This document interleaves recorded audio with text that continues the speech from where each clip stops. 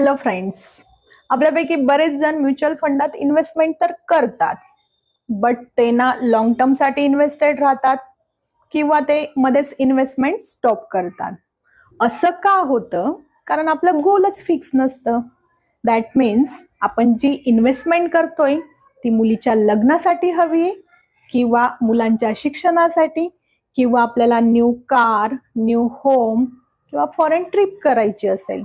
ज्यावेळी तुम्ही गोल फिक्स करणार आहे त्यावेळी तुम्ही गोल अचीव होईपर्यंत इन्व्हेस्टेड राहणार आहे.